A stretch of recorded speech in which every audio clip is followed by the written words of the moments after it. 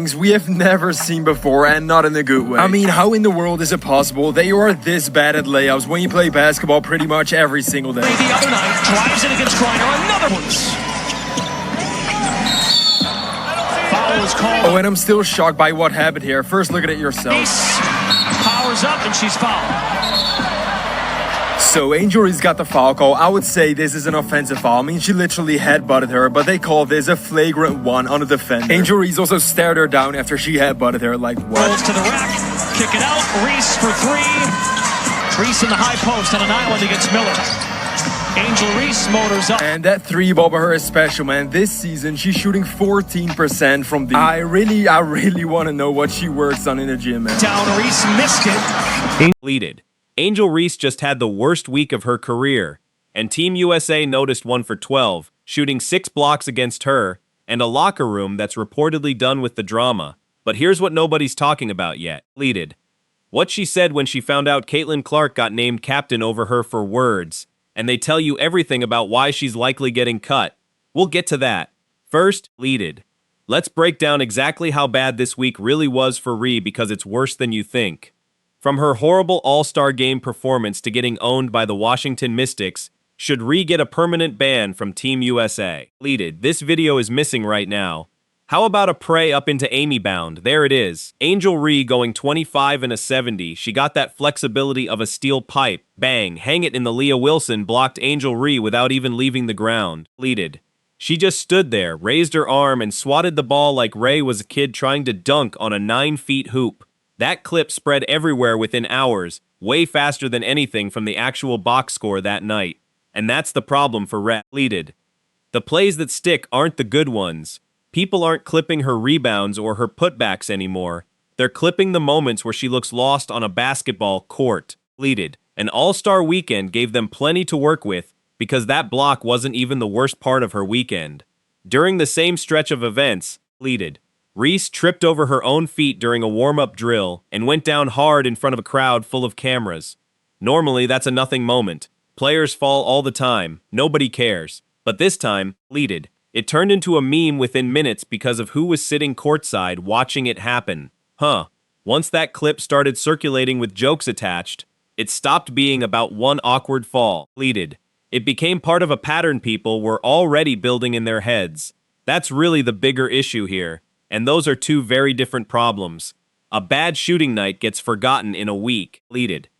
A reputation for being the player everyone laughs at doesn't go away that easy, especially when you're trying to convince a national team committee you belong on the biggest stage in the sport. Completed.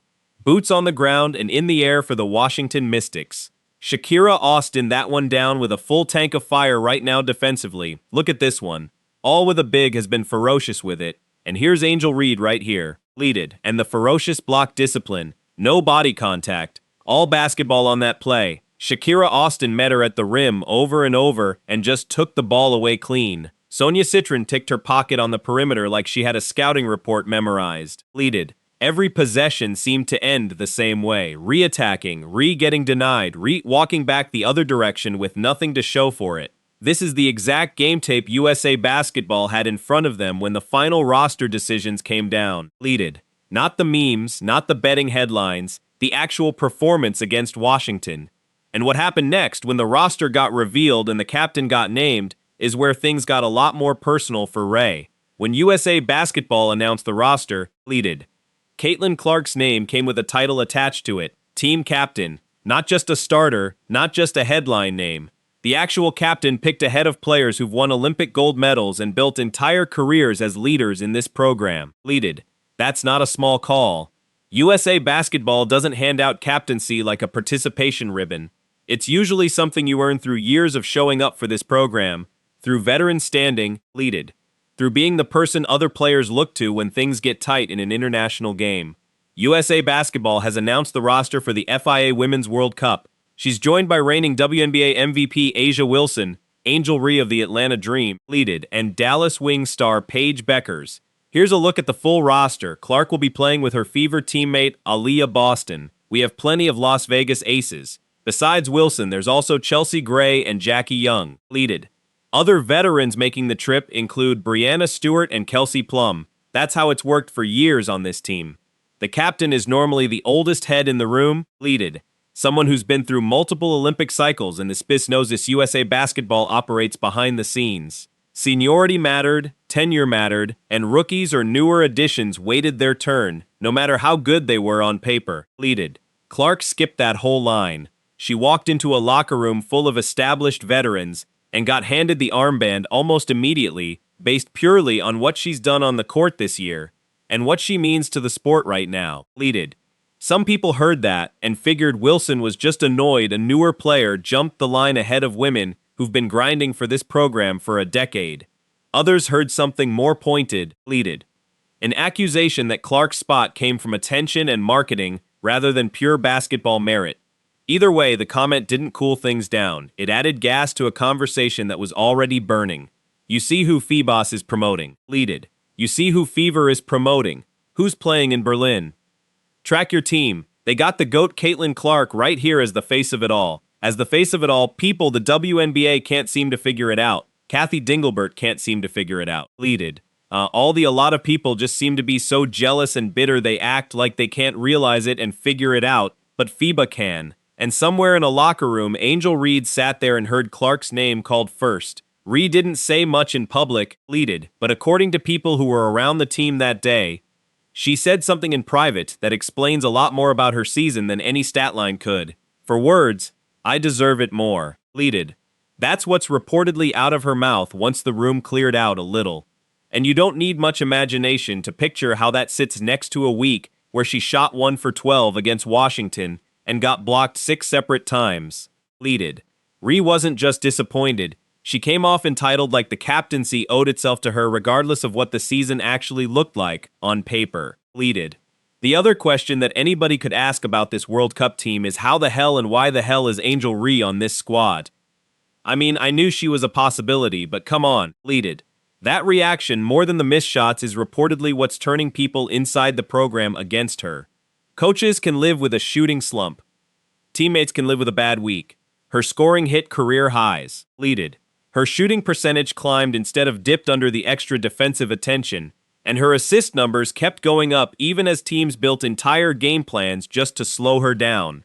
Efficiency is the real story here, pleaded. She wasn't padding stats in garbage time.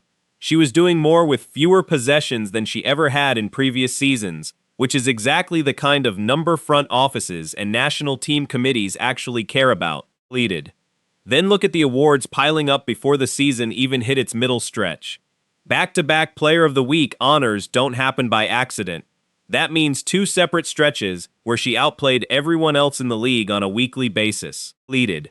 Stack that with Player of the Month in June, and you're not talking about one hot night anymore. You're talking about someone who's the best player in the league for a full calendar month. Those kind of numbers only Michael Jordan, Dwayne Wade, Luka, pleaded. Kate Cunningham have done it in the NBA. Always so polished. Now, the players that we just read off the screen before we sent it out for that interview, you got Jordan, Wade Donich, Cunningham, pleaded. But there's only one player on that list now, with Caitlin Clark on there as well, that it did it in under 30 minutes. Some of her games this year weren't just good. They broke actual league records, pleaded. She's posted scoring nights and assist totals that put her name next to numbers nobody else in the league is touching right now. The kind of box scores that get pulled up months later as reference points. That's not vague praise, pleaded. That's box scores people can look up and check for themselves. Then came Puerto Rico. The FIA World Cup qualifying tournament isn't some exhibition swing where results don't matter. Clark didn't just play well in that tournament, pleaded. She got named tournament MVP, and along the way she set 14 separate records against international competition that plays a completely different style of defense than anything in the WNBA.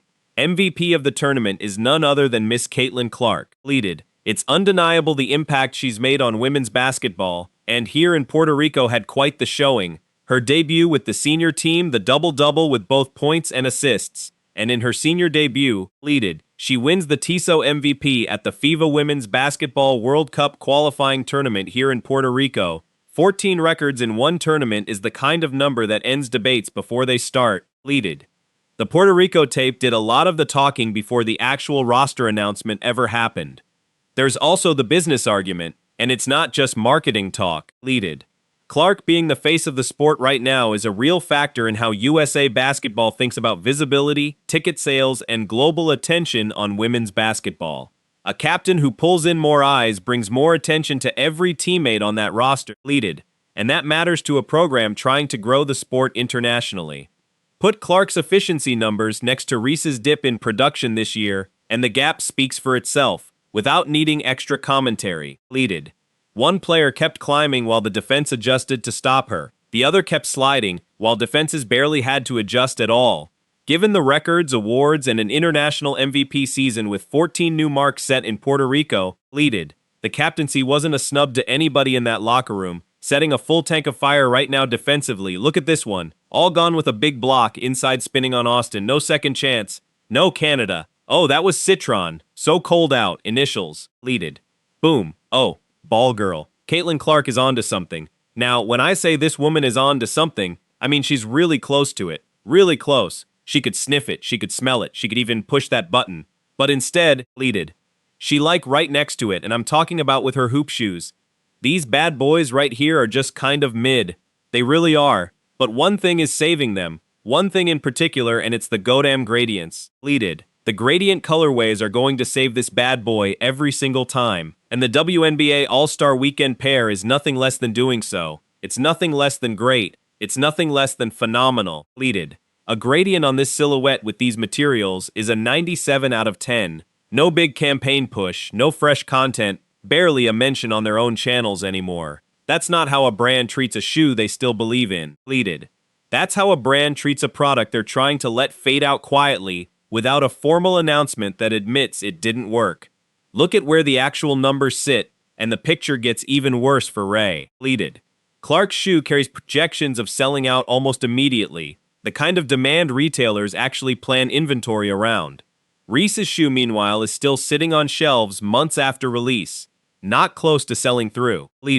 Sitting in that markdown section where sneakers go once a brand stops caring whether they move or not. Yo, Chad, Caitlin debuted her purple colorway of the Caitlin ones. Bro, and the purple one, in my opinion, is harder than that yellow and blue one I did the video about. Bro, y'all cannot tell me that purple colorway isn't crazy. It's playing out in real sales numbers, too. Ray watches Clark get the armband, and now she's watching Clark's shoe get the marketing budget she used to have access to. Same emotion, different arena, same result. There's real irony in this.